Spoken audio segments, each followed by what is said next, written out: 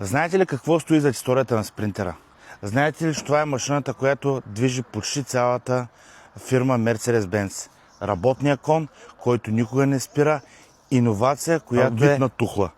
Аз ще ви кажа няколко неща, които аз знам за него. Спринтера държи неофициалния рекорд за пробег от марката Mercedes-Benz. С километри около милион и половина има много спринтери, които се движат и до ден днешен по българските и не само нашите пътища.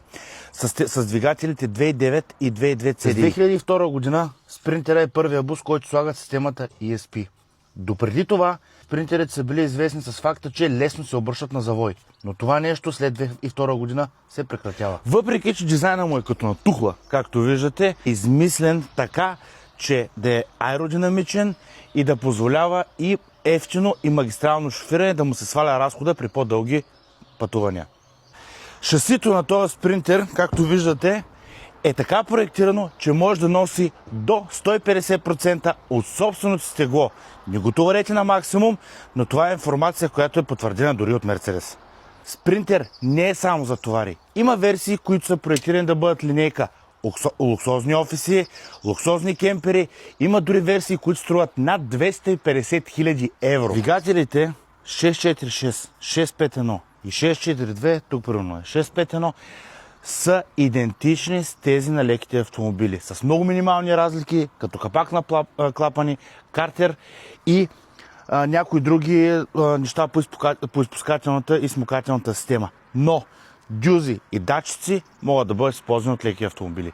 Това позволява много лесно и набързо да бъдат ремонтирани и да има голям асортимент от части, които да бъдат ползвани както от леки автомобили, така и от спринтери. Спирачните помпи и сервото на спринтера има използвани компоненти като от S-класа и от джиповете ML. Идеята е да имат огромно спирачно усилие върху спирачните апарати за максимална безопасност, но дори някои части могат да бъдат намерени и от леки автомобили за спирачната система на буса.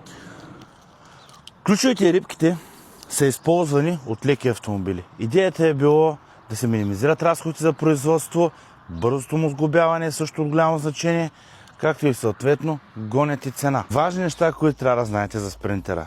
На първо място имат много голям проблем с диференциалите. Около 400-500 хиляди километра вече наистина започват проблемите. Внимавайте с диференциалите, слушайте ги дали няма виене, тропане или нещо такова. Те са на ръкави. Препоръчвам да сменя целият диференциал комплект с полуоски, всичко на едно. Обърнете внимание на карданите. Винаги първата част на кардана, понеже раздели на 3 части, имат проблем. Обръщайте внимание на обслужването на спринтера, защото събират повече масло от леките автомобили и много често се получава така, че не им се сменя маслото и на време.